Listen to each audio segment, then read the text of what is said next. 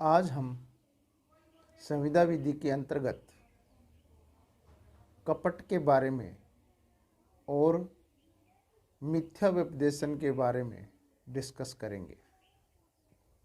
जैसा कि हम पहले पढ़ चुके हैं कि भारतीय संविदा अधिनियम की धारा 10 के अंतर्गत स्वतंत्र सहमति विधि माने संविदा का एक आवश्यक तत्व है।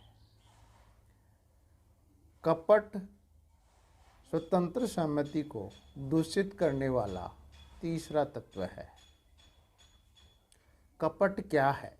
कपट किसी व्यक्ति को प्रवंचना यानी धोखा कारित करने के आशय से किसी सत्य बात को छिपाते हुए उसे अनुचित फायदा भी प्राप्त करना ही कपट है।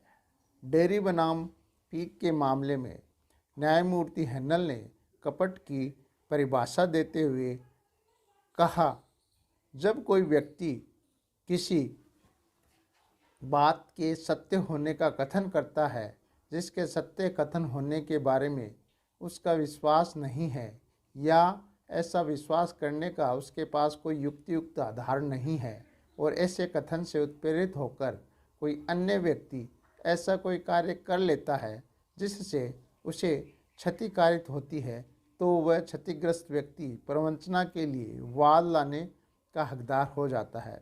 संविदा अधिनियम की धारा 17 के अनुसार कपट की परिभाषा किसी एक व्यक्ति द्वारा दूसरे व्यक्ति की प्रवंचना कारित करने अथवा उसे संविदा करने के लिए उत्प्रेरित करने के आशय से ऐसी किसी बात की सत्य होने का कथन किया जाता है जो सत्य नहीं है या जिसे सत्य होने का उसे विश्वास नहीं हो, या किसी तथ्य का सक्रिय रूप से छिपाया जाना या पालन करने के आशय के बिना कोई वचन किया जाना या प्रवंचना योग्य अन्य कोई कार्य किया जाना। विधितः घोषित कपटपूर्ण किसी कार्य या लोभ का किया जाना कपट है। उदाहरण के लिए कै अपनी एक भूमि का विक्रय गय को करता है। कै इस तथ्य को छिपाते हुए उस भूमि का विक्रय करने की एक संविदा कै के साथ कर लेता है। सक्रिय छिपाव के कारण ये कपट है। कपट के आवश्यक तत्व है धारा 17 के अनुसार प्रवंचना यानी कि धोखा करना अथवा संविदा करने के लिए उत्प्रेरित करने का आशय। दूसरा, तथ्यों का मिथ्या व्यपदेशन। कपट का दूसरा तत्व है ऐसे तथ्यों का निरूपण। दूसरा,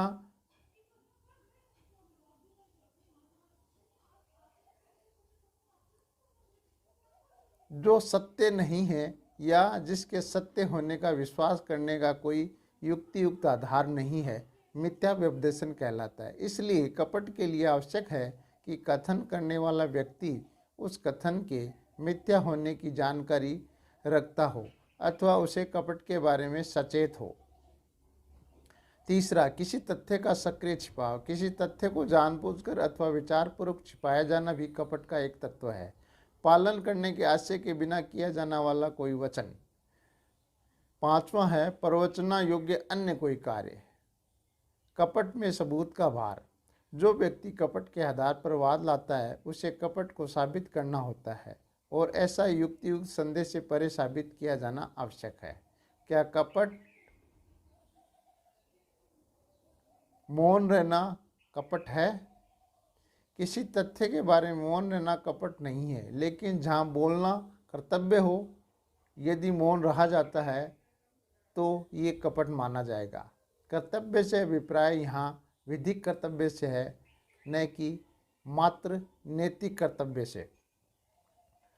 अब आगे हम संविदा विधि के अंतर्गत स्वतंत्र सहमति को दूषित करने वाले दूसरा नेक्स्ट जो तत्व है मिथ्या व्यपदेशन। ये स्वतंत्र सहमति को दूषित करने वाला चौथा तत्व है।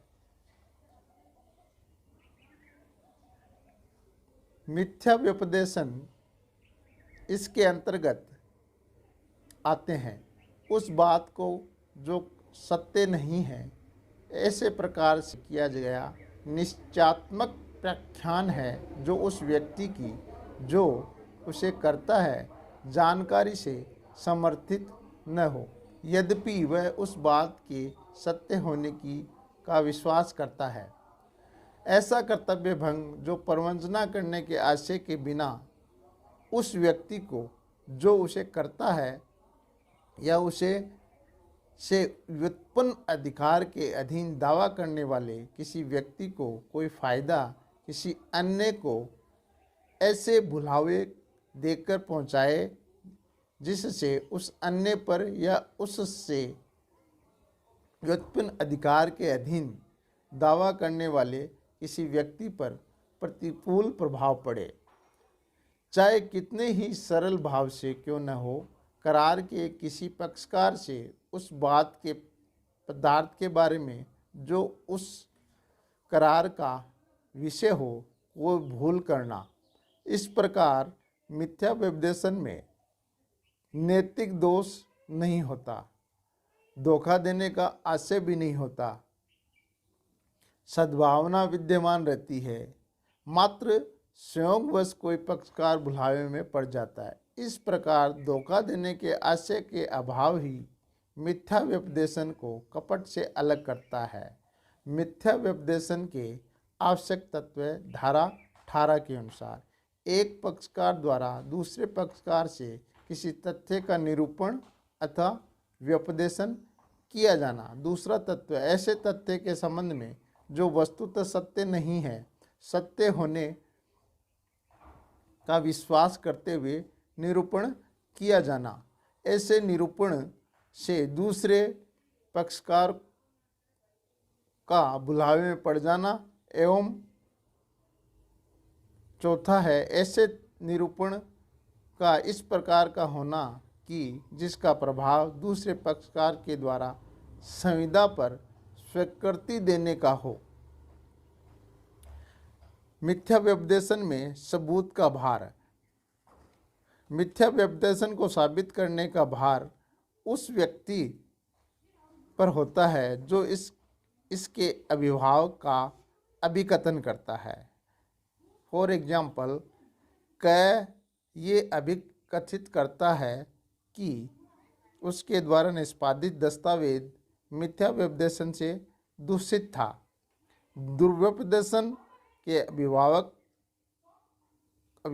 का साबित करने का भार क पर होगा। मिथ्या व्यपदेशन और कपट में अंतर। कपट में प्रवंचना कारित करने का आशय रहता है, जबकि मिथ्या व्यपदेशन में ऐसा कोई आशय नहीं रहता है। दूसरा अंतर, कपट से प्रेरित संविदा को भंग किया जा सकता है एवं पीड़ित पक्षकार क्षतिपूर्ति प्राप्त करने का भी हकदार होता है।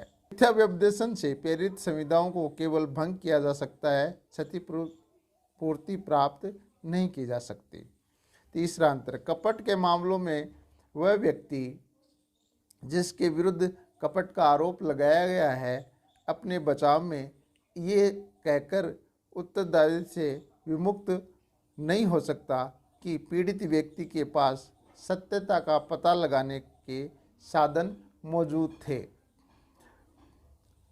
मिथ्या व्यपदेशन के मामलों में ये प्रतिवाद प्रस्तुत किया जा सकता है। चौथा अंतर, कपट में जानबूझकर दूसरे व्यक्ति को धोखा देने के आशय से तथ्यों को तोड़ मरोड़ कर रखा जाता है, जबकि मिथ्या व्यपदेशन में ऐसा नहीं होता। इसमें किसी बात को उसी तरह से दूसरे के सामने रख दिया जाता है जबकि वह बात असत्य होती है। पांचवा अंतर, कपट में दोषी व्यक्ति को सत्यता का ज्ञान होता है, जबकि मिथ्या व्यपदेशन में दोषी पक्षकार को सत्यता का ज्ञान नहीं होता। छठा अंतर, कपट एक अपकृत्य होने से दंडनीय है, जबकि मिथ्या व्यपदेशन अपकृत्य की कोटि में नहीं आता। इस प्रकार आज हमने कपट और मिथ्या व्यपदेशन के बारे में डिस्कस किया।